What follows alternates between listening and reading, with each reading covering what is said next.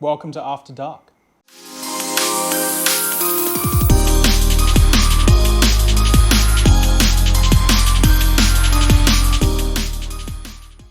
What's up guys, it's DC here, and today, or tonight, we're going to be looking at this Soljongmei Umeshu. Now Umeshu, for those of you who don't know, is basically a rice wine, but it has plum flavor. I actually prefer the Japanese one, but this is the only one I could find in the shop, so this is what I got. I've got an empty bottle here actually. I'll grab that so you can see what's going on. I don't know if you can see this in the camera, but basically there's actual plums in the bottle. It's pretty cool. It's pretty delicious, and we're gonna go through what it tastes like and why it's freaking awesome. Oh my God, why do they put childproof wrapping on here? How am I meant to open this? I need a responsible adult. Finally. All right, get that out of the way. The way to drink this. You get a glass, you put some ice in it. You get this, and you give it a little bit of a shake so it doesn't all just taste like shit.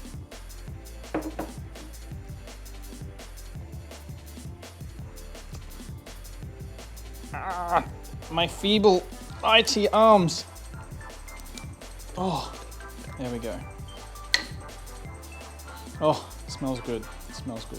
All right, so it has like this cap on the top. I don't know if you can see it properly, but basically it prevents it from pouring out really fast. So you can just tip it in. It's real nice.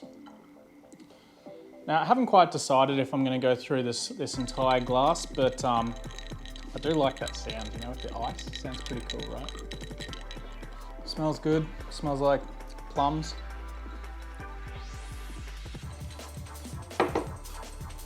Yep, tastes exactly like what it smells like. So this stuff is it's been imported by Korea Liquor Cellars Cow Sydney, which is in Auburn, which is probably also a shithole. I don't know. I think most of the places that import alcohol, the suburbs anyway, are just average. But anyway, it's manufactured in the Republic of Korea.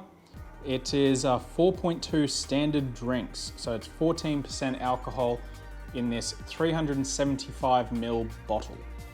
So it's basically a can of Coke, but it's alcoholic.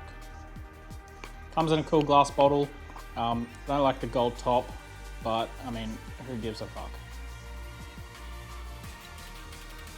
Oh yeah, Wikipedia's got the goods here. All right, so Umeshu is a Japanese liquor made by steeping ume plums while still unripe and green. That's why they're green. It has a sweet, sour taste and an alcohol content of 10 to 15%. Famous brands of Umeshu include Choya, Takara, Shuzo, and Matsuyuki. Varieties are available with whole ume fruits contained in the bottle, and some people make their own Umeshu at home. That'd be kind of cool. Japanese restaurants serve many different varieties of Umeshu and also make cocktails out of Umeshu. Umeshu on the rocks, which is this one, pronounced Umeshu Roku. Really? Umeshu sour, pronounced Umeshu Sawa. And it's popular with carbonated water, which is Umeshu soda, right? It is sometimes mixed with green tea, which is called ochawari, or warm water, which is oyuwari. And Umeshu can be served at different temperatures, chilled or with ice, room temperature, or even hot in the winter.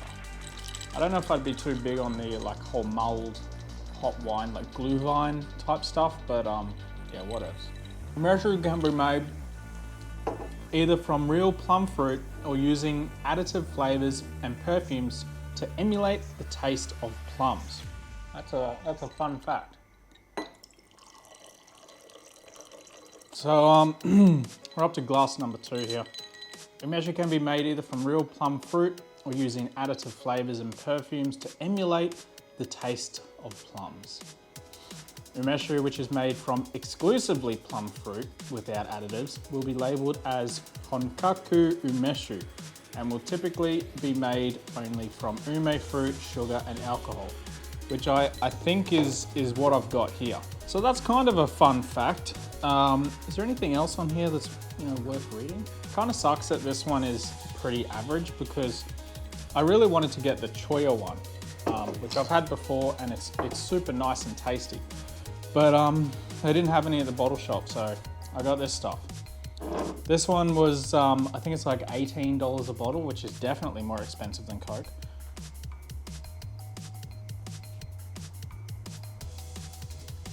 But yeah, I guess you get what you pay for. Ever since lockdown and the whole like drinking soju and just living my best life in quarantine, I've had a lot of alcohols from all over the place, and I still have a whole bunch of whiskeys. I even have this Mongolian vodka that's served in like a one of those like golden scroll things. It's like old times, like tradition. I don't know. I'm probably not explaining it very well, but it is disgusting. It's really good vodka. Like it's super smooth and nice, but the last time I drank it, I literally went blind. So I'm really scared to have another drink of it. So anyway, I'll go and get the bottle actually. It's kind of cool.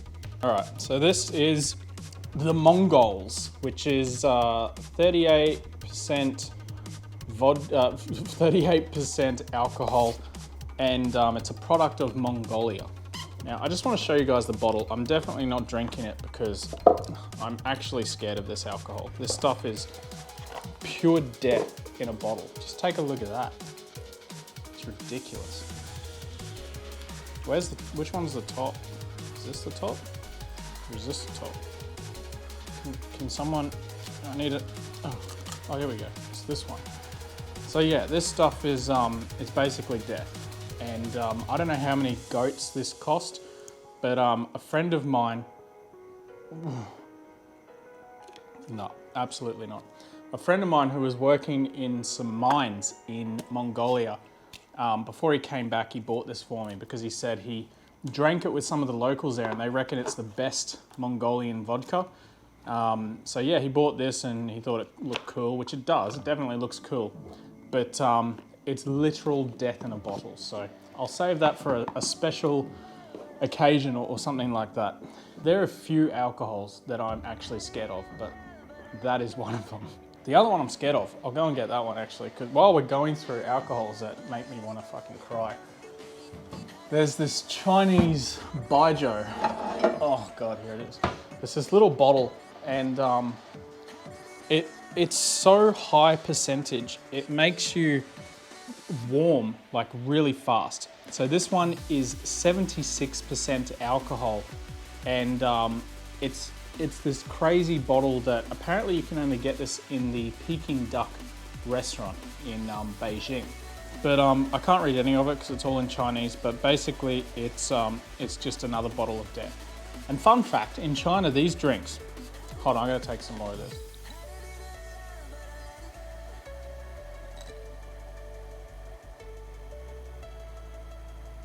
Ah, yeah. Fun fact about this alcohol, people in China, they carry these little bottles around everywhere. Like this is a normal one-person drink, and that's just friggin' insane because this stuff is so strong, it puts you on your ass. And the use by date is apparently 2014. Maybe that's when it was made. I don't know. Does alcohol go bad? Maybe this stuff does. I don't know. But it's terrible.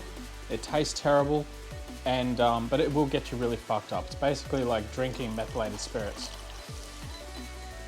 I'm almost finished this bottle. Should I scull this glass? Yeah, fuck it.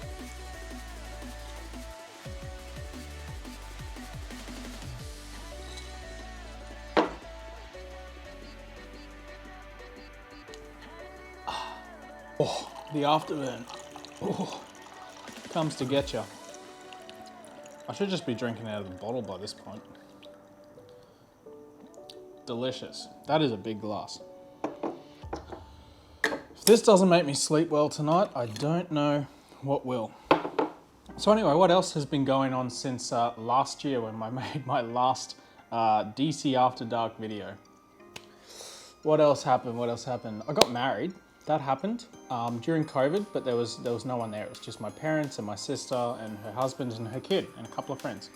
But I am having a wedding ceremony in 2 months' time, which will have everyone. So I think there's about 100 people going to that.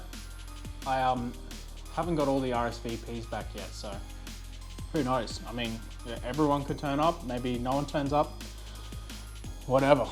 By the way, organizing weddings is fucking hard work.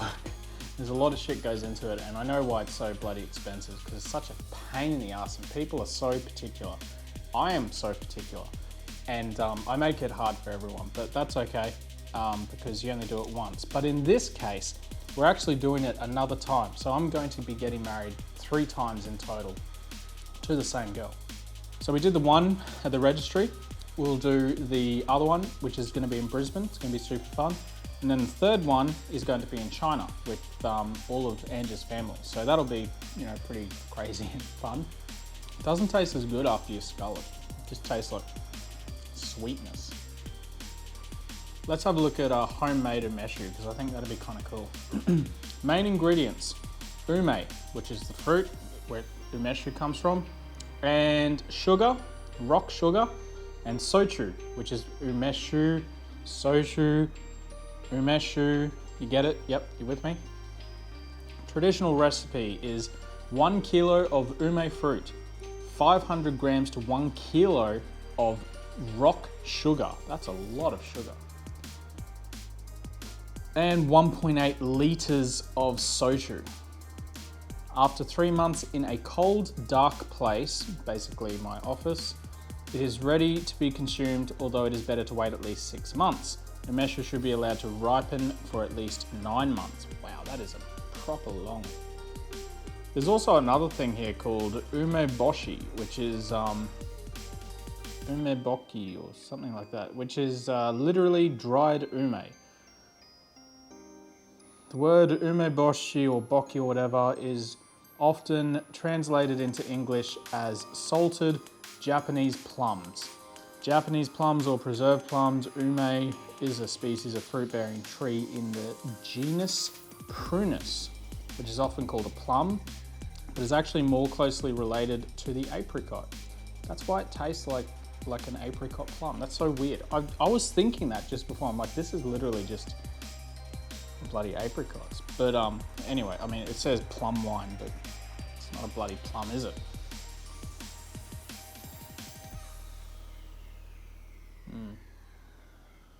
It's lucky I've done all my work that I had to do today, but it's Friday night, and why not? Why not have some fun? Why not roll the dice and enjoy life a bit and do whatever the fuck you want to do?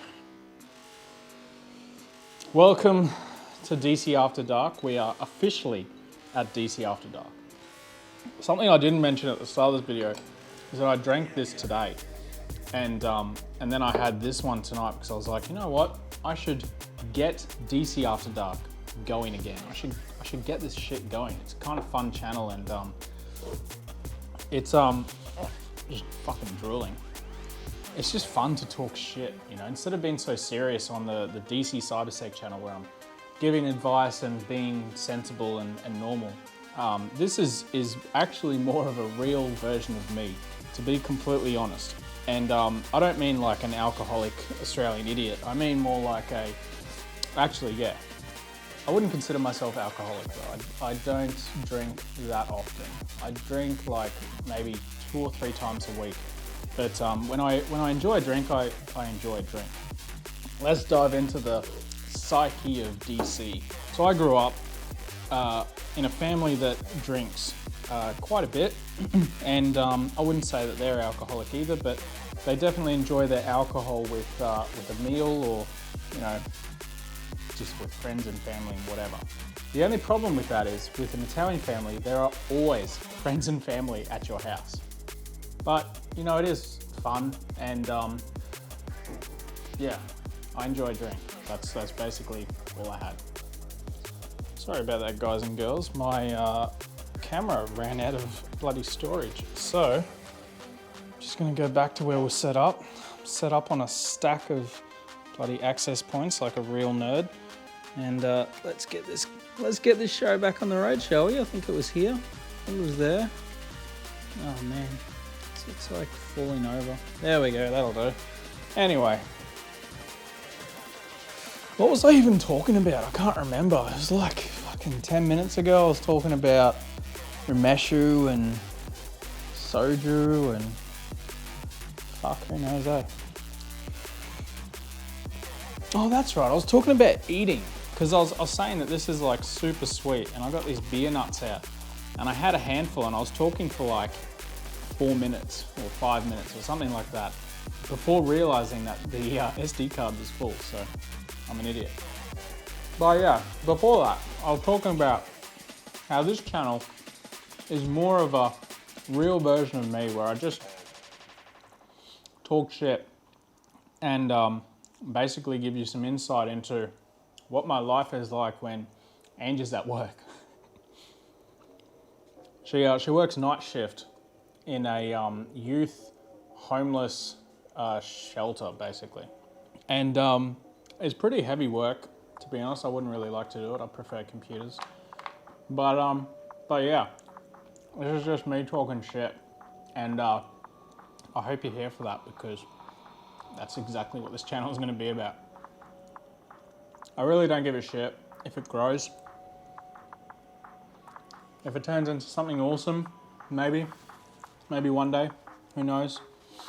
If it just stays at however many subscribers there are, doesn't ever get monetized. I think you need like 4,000 hours of view time and 1,000 subscribers, which I remember when I started DC Cybersec channel, that was like impossible. Those first 100,000, those first 1,000 subscribers took so long. Like it was the hardest thing to get. And to be honest, I never really wanted that channel to blow up either. But the day in the life video took off randomly. I have no idea how. One day it just became a video that seemed to be getting lots of views. And I've shared my analytics a few times, but basically my channel was like dead, just doing nothing. Then one day suddenly I had 5,000 views in one day. And I was like, what the fuck is this? And it was crazy. I was working at the time. I was busy doing some contracting. I'd just come out of working in a defense agency in Canberra. And it was it was a pretty intense job. And that job had finished up and I was now just contracting and doing my thing. And I thought, you know what? There's not much information out there about cybersecurity, especially cybersecurity in Australia. It just doesn't really exist. And all the information out there is all like, you're gonna be a hacker, you're gonna, all this rubbish. And I was like, it's just shit. So I'm gonna make some videos and see how it goes. I'm getting so many messages at the moment. Angie's family are traveling around Shangri-La and it's so pretty. Like all these photos that I'm seeing are just so bloody beautiful. And I can't wait to go back to China to travel and just fuck around really. This channel will probably become my main channel of communication because when I go to China, it's going to be a big jump in my life and a lot of changes are gonna happen. I'm going to end up renting this place that I'm in now, which has been my home for about a year now. And the plan over there is to work on all my side hustles, so Safer Internet Project and AirDesker and DataSec and CyberSec Guidance, YouTube, but also to work and own a cafe. We've got a few names for the cafe. We're actually thinking to open a couple of cafes because when you go big, you might as well go big. But little known fact, both myself and Ange have done barista courses before. I worked in hospitality for 5 years of my life, working in a bar. Ange has worked in heaps of different restaurants and cafes before. And the thing with China and cafes is that it's a growing industry. And this is, for me, what's actually kind of interesting about it, because over here, you sell a coffee, it's $4 or $5, right, for one coffee. But the rent for a small shop is around $1,500 to $2,000 a month, which is just ridiculous. That's outpriced.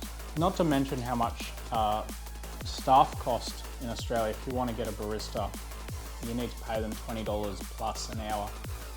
And it's just not financially viable to start a cafe in Australia. So yeah, we had this idea, we're like, we'll start a cafe in China, we'll call it either Full Stop or Felix or Sophie. And the relationship with those two names, Felix and Sophie, those are the names that we have decided for our future children. So if I have a kid, it'll be called Felix. If I have a daughter, it'll be called Sophie. And it's just kind of like a fun little idea to start a very minimal cafe in China. The other thing with talking like financially viable and all that sort of shit, while we're buzzing off this Umeshu, is a coffee in China will cost $5 Australian minimum. So the price is already higher than here, so you're earning more. Staff in China literally costs, it's not even worth thinking about how little the average wages of someone who works in a hospitality business. And it's not me taking advantage of Chinese people, that's just what they expect to get paid, and I'll probably pay them more. I'll probably give them some food or whatever it is to make it better, because I'm not looking to rip anyone off or be an asshole or anything like that. I just think it'd be kind of cool to have a cafe in China. The other thing is the rent in China for a space like a cafe or whatever is so small. It's so cheap to have a spacing in China and to get it shop fitted and everything. I've looked at the numbers and I think it'll cost me about 10,000 Australian to get a cafe up and running, not including the coffee machine. So if I want to get like a La Mazzaroca coffee machine, which is the one I want to get, those machines are bloody expensive. They're like at least 10,000 to, oh man, they go up to like 50, 60,000 for a coffee machine, which is out of control. But I want to get a good machine, so I'll probably end up spending in total around $20,000 to $30,000 to open a cafe. Now, the return on investment here is also related to how long you stay open. And if you've ever been to pretty much any Asian country, the opening hours are usually 24 hours. So I don't want to be working 24 hours because, I mean, I'm 33 years old. I can't stay up for, you know, days and days and days like I used to be able to. But I can afford to pay for staff. So yeah, I'm looking to open this cafe, probably call it Felix as the first one, and the second one will be called Sophie. And the beans, we're gonna roast our own beans, make our own blend from locally sourced coffee beans, as well as some from Australia, from a roaster in Australia called Bellissimo. And I really like the Bellissimo beans. I've actually got a bag of them here somewhere next to my coffee machine. And they're just really good beans. So yeah, that's basically my plan. I think it'll be super fun to get that going, and it'll be something different, and I'll continue doing my cybersecurity stuff. Don't stress if you come from the DC CyberSec YouTube channel and you're interested in cybersecurity stuff. That channel will actually be busier than ever. I have so many videos planned that I can only do in China when I have the free time to actually do them. Because at the moment I work from roughly 8 AM to 5 or 6 PM, 5 days a week, and I'm usually on call most weekends, and that's just the terms of my contract. And it's just insane. I'm getting really tired of doing that work. And after a while, you do something enough, it gets boring. So yeah, that's basically it for me. Man, how good are beer nuts? Anyway, this video has probably dragged on for like 20 minutes now, so I'm gonna cut it off here, and I'm gonna finish this Umeshu. We're 2 bottles down, and yeah, I'm absolutely getting the buzz on now. So I'm gonna watch some shit on YouTube and finish drinking this, and maybe I'll try and edit this video and get it out. And yeah, I'll see you guys on the next video. Thanks for watching, and fucking just keep it real, guys. I'll see you there.